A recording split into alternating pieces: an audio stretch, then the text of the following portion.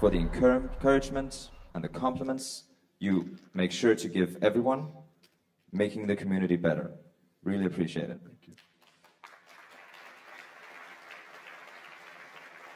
Thank you. But Daniel is not the youngest person here. He is so old that he even starts getting nicknames. And I don't remember the ones that you told me, but I would like to propose Gandalf the Swift. But I think he's still younger than Objective-C, so I think that's good enough. But today, he will be our very own Flow Rider.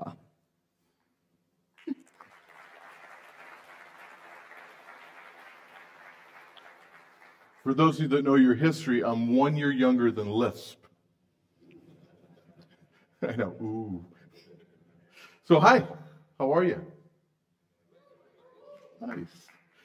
In this talk, as usual with my technical talks, there's a lot of code. The code doesn't really matter. It's there just to illustrate, and it moves pretty quickly. It's the ideas that I'm trying to present in the code.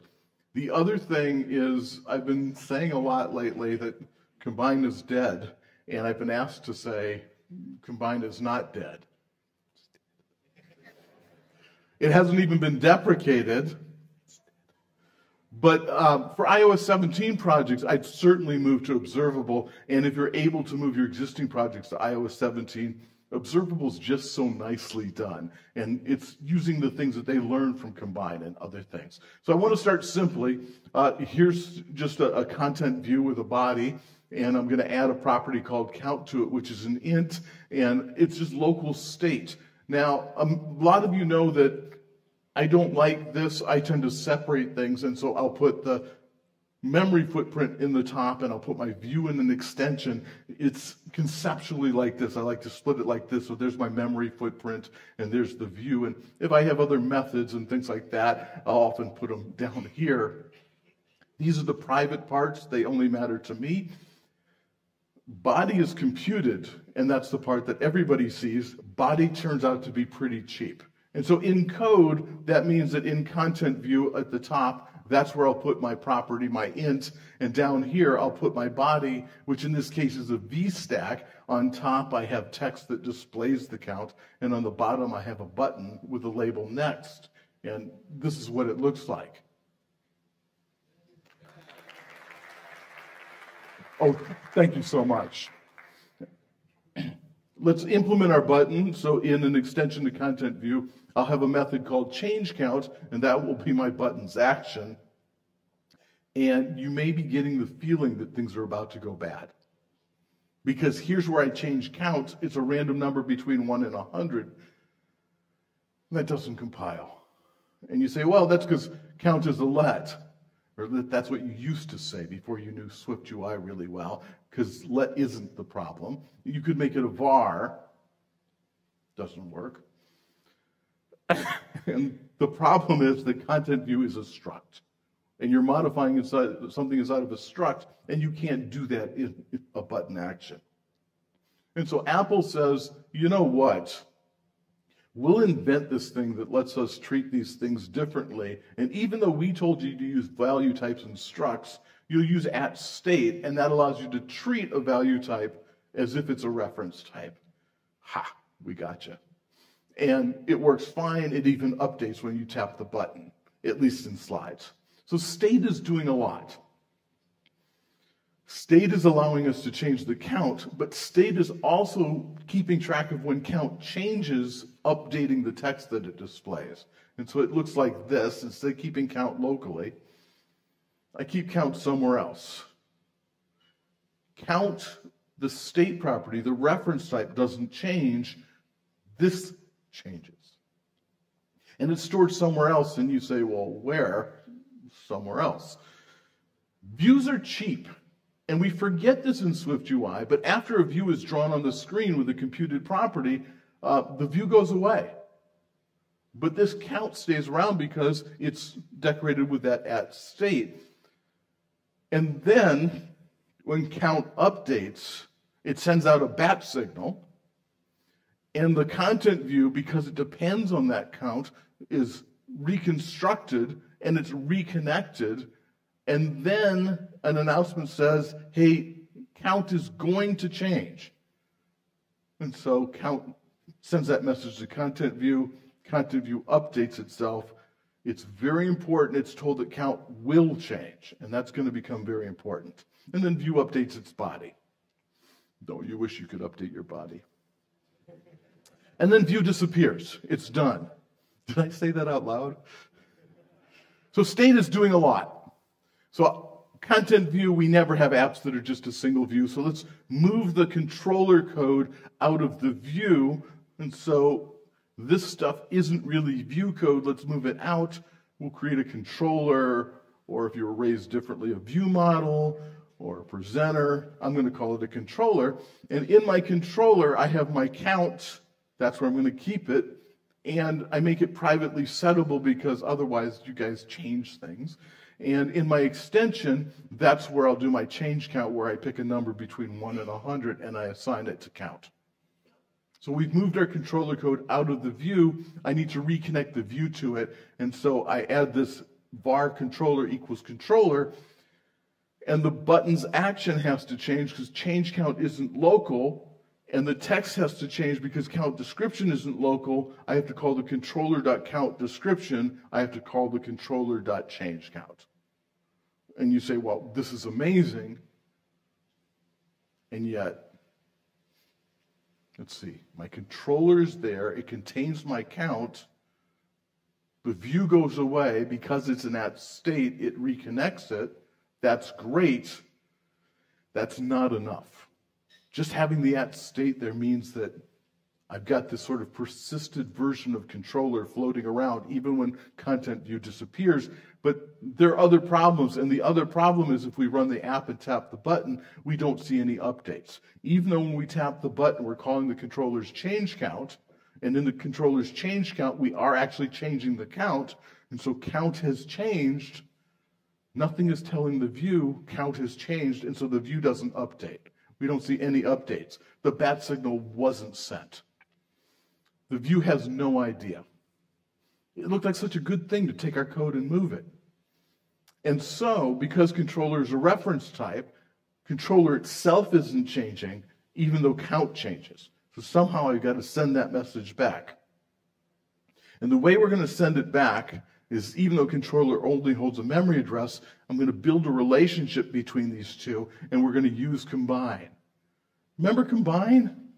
Combine's not dead. So, combine will announce when something will change, and then there's that will word again. And so here's how combine works. It's this at publish keyword, so count is now a published property. If it's a published property, it's got to be inside of an observable object, which means I have to import combine, and you say, oh, Daniel, we don't import combine. We import Foundation or SwiftUI. You're importing combine. So how does it work?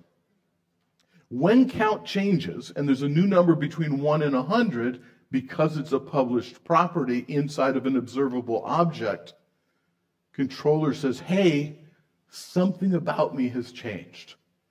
And so the controller instance announces a change. It doesn't say that count changes. It just says something about me has changed. And in fact, it says something about me will change. A lot of that will thing. In our case, the change to content view is trivial. Instead of this being at state, it's an at state object. And now we get all of our ownership and our reconstruction, and all the messages flow back and forth. And we loved combine, and we loved at published, and they're going away. Okay, so what content view receives from controller is the message object will change. And then it says, well, what about you has changed? And the app runs perfectly. Yeah, I am. Okay, let's remove combine. Let's talk about observable. We can't just stay with the stuff you know. So I've got my controller, and it's sending things out using combine, and I've got my content view, and it's listening. Let's get rid of that combine stuff. Just delete the code. And now let's introduce observable, because the app is broken again. It's not sending the messages back when things change. And introducing observable is so trivial You're going to say, well, why didn't we have this before? You do this. Oh, you have to import something too. You have to import observation. Now, observable is a macro, and we'll come back to that. And observable stored properties need initial values, but that was true about published properties too, so that doesn't bother you. Let's fix the view. We go back to using @state instead of @stateObject. In fact, we can use var without the state, but you're scolded and told not to, because remember, the view can go away, and we want to make sure that we aren't creating a new instance of controller. We're using the existing one that we've sort of filed away somewhere. So we have our state controller. So there's my content view, and that's it. That's all you needed to do to get observable working. Run the app, tap the button, works perfectly. Great.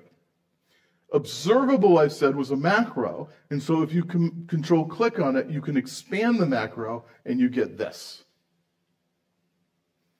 Got it? So this is what we typed. This is what was added.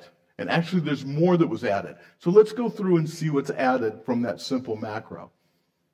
First, you've got an extension that says controller conforms to the observable protocol. Second, all of my stored properties are being tracked with this @observation tracked. This itself is a macro, and we'll come back to that.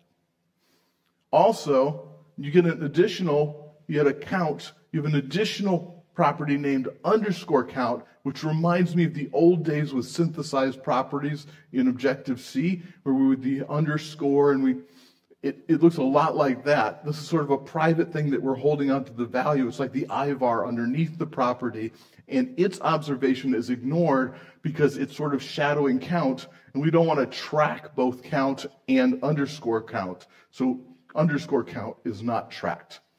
I also get an observation registrar, and this is magic, because when we register with this observation registrar, that's how SwiftUI is going to get its updates. It looks at all the things that it cares about. And we don't need to pay attention and track the observation registrar, so its observation is ignored. The observation registrar is where a lot of this magic happens. In particular, I have the method access. And every time you try to get a property, it is registered here. So when you get count, the observation registrar says, you got count. I'm going to make a note of that. And the same thing is true for setters. I have this method with mutation that says every time you try to set count, I'm going to make a note of it. And I'm going to say, hey, observation registrar, make a note that somebody set count, and here's the mutation they used. But how does this work? And that brings us back to our macro that we skipped, this @observation tracked. And if you expand that, I'm not going to show you all the details, but here are the two important ones. Observation tracked is a macro, and it has a getter and has a setter.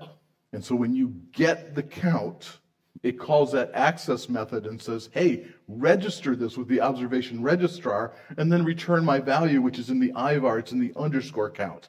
And the setter says, hey, register that using with mutation, and also change the count to the new value. So for each stored property, it's registering it and it's modifying it. It's kind of cool. And that's what all this code is, but this is all that we typed. Add observable and our import. This works for stored properties. But what about computed properties? Okay. You challenged me. I'm going to make count private so that content view can't see count.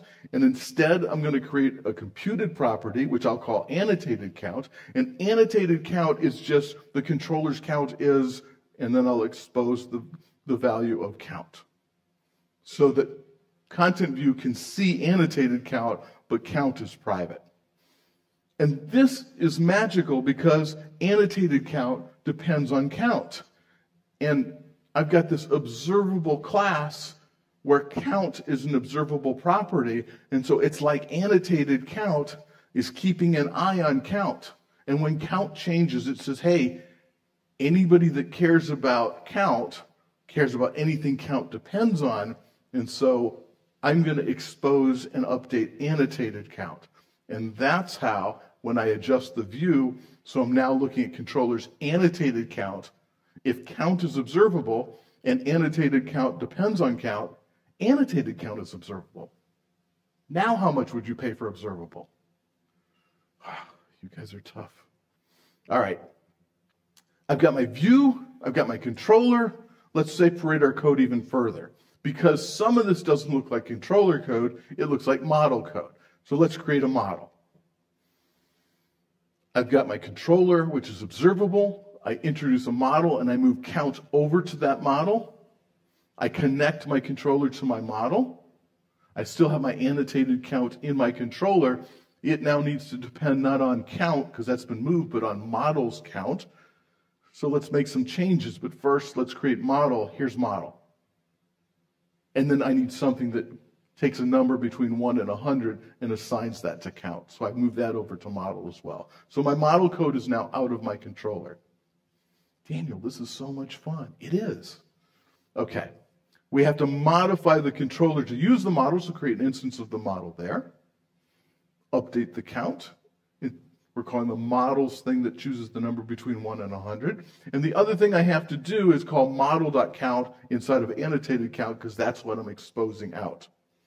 And I'm so excited, and I run it, and then I remember halfway in, model.count is not observable, and so I don't get the updates. Model is a reference type. Model doesn't change when count changes, and so I'm not announcing changes to count, and so the view just sits there. It launches fine, and it just tap it as many times as you want, you see 0. It never updates. Let's make model observable. Oh, do I have to make everything observable? You think so now, but we're going to clean up. So let's make model observable, which means I have to import observation, and now it updates just fine. Model's observable, controller's observable, view is just listening to observable people all day long. What if I decide that I don't need controller to be observable? Daniel, you're out of your mind. I know, this is just going to be pretty cool. If model is observable, we get updates to controller's computed property because it still depends on an observable property, just not one that it happens to own. So even if controller isn't observable, gone. Got rid of observation and observable from controller. Even if, let's see, so annotated count, even if my model goes from a var to a let, so it never changes. Even if controller changes to a struct. Wow. It all still works. Model is observable. That means annotated count, which depends on this observable property, count still does. There's something sneaky going on. We should dig into this, shouldn't we? So let's look at controller. And for this experiment, I have to reintroduce observation. I know I got rid of it a second ago, but just for this, because I'm going to use this method with observation tracking on change. If you look at the forums, people hate this method because it doesn't do what they think it should. But as you'll see in not too long, this method is not for us. This method is for SwiftUI. What with observation tracking on change does is it says in this first closure, these are the things that we're going to monitor for when they change. And in this second closure, this is what we're going to perform when one of those guys changes. And so I'm going to watch model.count. Now, this doesn't compile because I have to hold on to it. So this is what I'm really going to put there. I'm just going to hold on to model.count. And when it changes, I'm going to print count equals whatever model.count is. So as I run the app, I've got the stuff on the screen that's coming from the annotated count, and I've got the stuff I'm printing to the console that comes from here. And so when I start up controller, I'll run an init, which runs this investigation. And when you run this, we are tracking model.count, but of course it doesn't behave the way we think it should. On the screen when we launch, we see the controller's count is 0. That was its initial value. We tap the button, and we print to the screen because it's the will change. Will change means we're calling it before we changed, so the count is still 0 from the cycle before. The controller's count on the screen might be something else.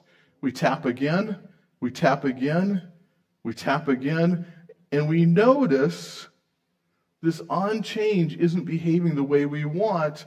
Print only got called once. We did expect that we'd be one step behind, but man, we thought print would be called more than once. And so we have to do something here. We have to say, you changed, but I'm still interested in knowing when you change again, and so we use recursion. We call investigation again, and we say, I still want to track this even though I've gotten the message back. And now when I run it, I get this each time. So it prints every time, and it's still one step behind. So this looks pretty cool. I said we shouldn't use with observation tracking on change because it's always one step behind. But you know who likes to know when something will change? SwiftUI. And this is how the view is updating in SwiftUI. In SwiftUI, if you go back to content view, how does this thing update? And it's as if somehow I'm getting notifications of changing. Annotated count, if we look at its definition, is tied to model.count. So somewhere in the view, we've registered to say when model.count changes, I want to change that text controller.annotated count. And so in with observation tracking, I say track model.count. And even though content view can't see model and certainly can't see model's count, it has registered it for a change. It's part of that observation registrar. And so SwiftUI checks this global registry of observable objects, and it gets notified, and that's how we can update that text controller.annotated count. That's pretty freaking magic. Okay. A video. You didn't think I was going to live code that, did you? All right, here's some more magic. I've been creating my controller in content view. And I've moved stuff and I've moved stuff, but I want to move this one more step and say, instead of creating it here, don't create it here. Instead, let's pass it in. And there's lots of ways we could do that. We could do it through the environment. I'm going to happen to do it by doing it through the app. But I first want to point out that when I have this content view with the let controller, the controller never changes. It's a let. Controller's a struct. So when we pass it in, we're still getting all this magic, even though it's being created somewhere else and being passed to us.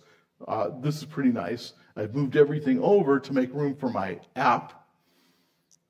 Content view creates the content view. So it's also where I'm going to create my controller instance, and I'm going to pass it in.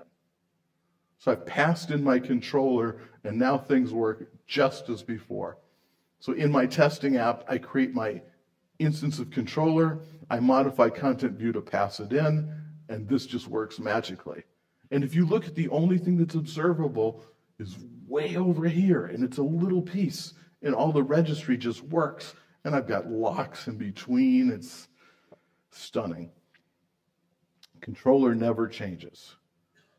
Controller.model never changes. But controller.model is observable, and controller.model.count changes.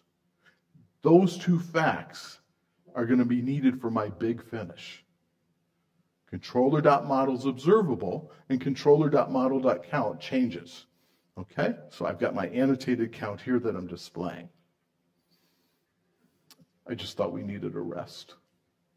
Okay, here's our last trick. Let's make count into a double. And I want to make it into a double so that I can make it work with a slider. Okay? So model is just this. I don't have something that picks a number between 1 and 100. Somehow, I'm going to bind this value to my slider. Can you do that? Yes, or I wouldn't have brought it up. Okay, let's simplify controller. Controller still has a connection to model. It still has an annotated count. This time model.count is a double, so I'm going to round it to the nearest int so that it looks nice when I slide it. And I'm going to turn that into an int and turn that into a string. No big deal. And let's create our slider view. When I create my slider view, a slider takes two things. In this case, it takes a range. And the other thing it takes is a value. And the value must be a binding to a double, or something that's roughly like a double.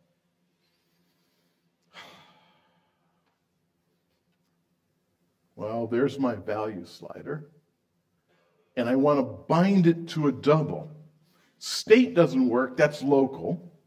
Binding, you can tell from the line that goes across there that binding is just hideous like that. We shouldn't implement it like this if we can't draw it nicer than this.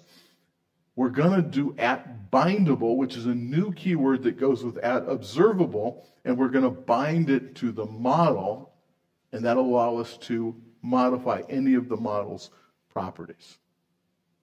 So state, we've used it in the past, but that's a local. Binding, I would have to pass in model.count. Binding isn't the right thing to use here. Bindable is, but I can't pass in count. You can't pass in, and this is important, you can't pass in the property you want to bind it to. But Daniel, you want to bind it to that. You have to pass in something that is observable. And so we bind it to model, and now down in the slider, we can bind that value to model's count. And now this works perfectly. And that's a lot of magic. So let's just see what we've done. We moved the state out of the view into a controller using combine. We changed combine so that we were using it in the controller with observable. We changed that to moving it to the model using observable. We moved our pieces further and further apart, and everything still worked. And we can use a persisted model using Swift data, which also uses observable, but clearly that's not today. And so I'm working on a book which you guys can follow along with, called The Curious Case of the Mutating Model.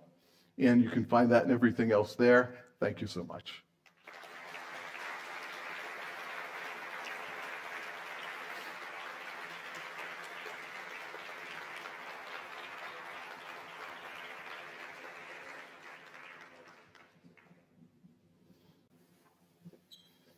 Any questions?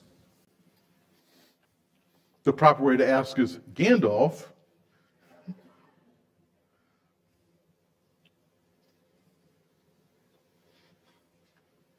Hello, hello, hello. Hello, hello, hello. Hello, hello. So I guess the big elephant in the room here is iOS 17 support, and my biggest concern about this is moving, or whether we will ever be required to move and transition our existing code using state object, observed object, etc., and combine to this thing. So what's your feeling about Apple deprecating the old way at some point? Because as far as I know, as of today, it's not deprecated yet. So to be clear, Combine is not deprecated. Combine, when they introduced it, boy, it seems like yesterday.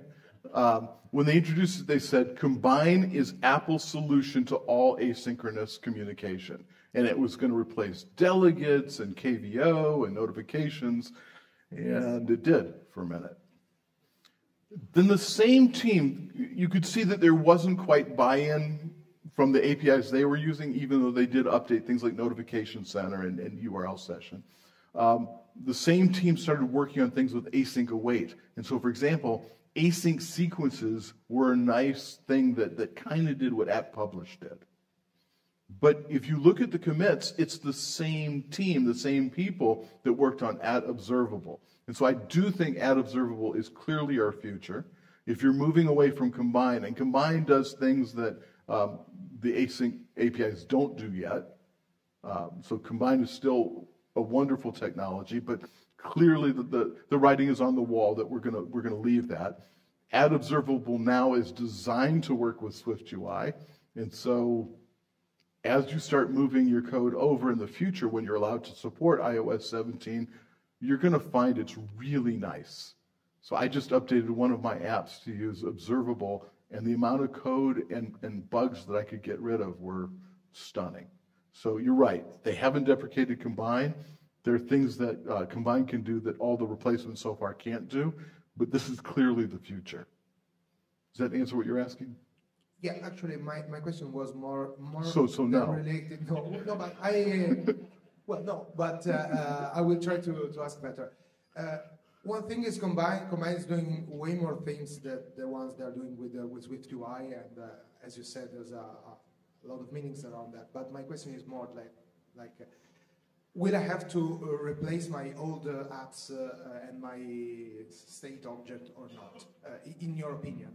I mean, will they deprecate it, or because if it's not soon, yeah. But I think it's going to come at some point. So not soon. It's not something you have to worry about tomorrow. But I think you'll be happier. And did you call me the elephant in the room?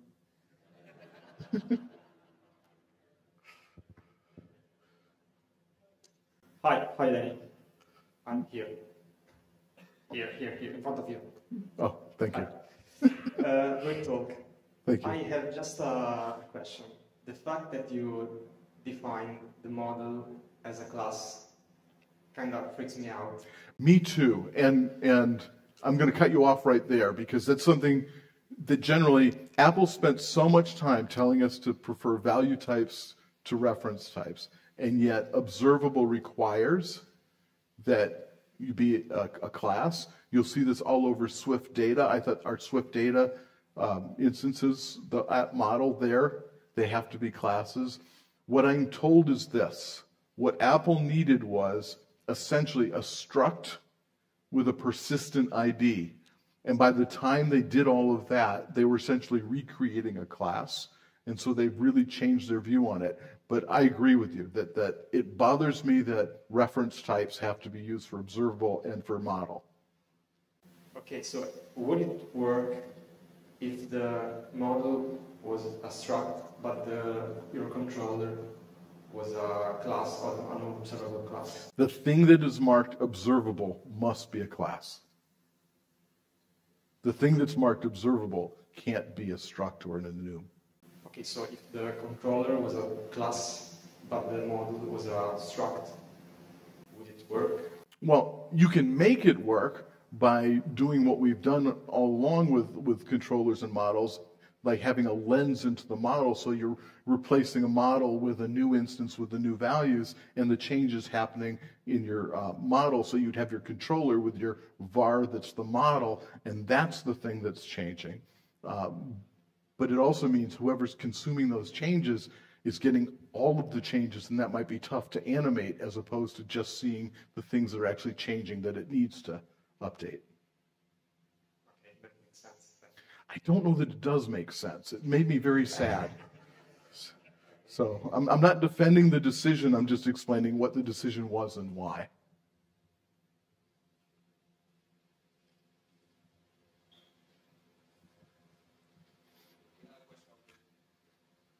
Okay, thank you. Really good talk. Here. Okay. So all my apps that I'm using with SwiftUI, I currently use state for the standard data types like int, float, or string, bool, and I use state object for anything like a complex structs or something. But what I see here with iOS 17 is you're using at state and not at state object for your controller. So there's two things there, and they shouldn't be confused. So you're right. We have traditionally used at state so that we could take a value type and move it off and treat it as a reference type. At state object says two things. It says, one, I'm responsible for its life cycle, so I'm creating it as opposed to an at observed object. So or an at environment object. So I'm creating it and I'm responsible for it, and I want to get the updates back. It turns out you could do this with a var. But one of the things that Apple did this year at DubDub was they said, instead of vars, which I've been using for years, there's a danger that you could be recreating that model or that controller. And so instead of using a var, they put an at state so that it's persistent. If the view goes away, it doesn't recreate it. So that's something that Apple's advice is new this year.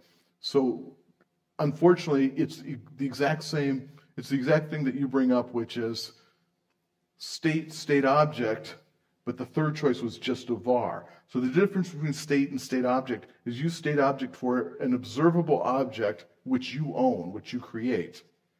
So I could get rid of the state object. Why couldn't I just make it a var? Because they want to make sure that if the view goes away, you're not creating a new instance of the thing, you're using the existing one. But they've conflated by making two changes the same year, and I understand exactly what you're asking. Thank you. I think we'll just stop it there. If more questions, always come up and ask. It's a coffee break now, 30 minutes, and looking forward to seeing you all back in just a sec. Thank you, Daniel.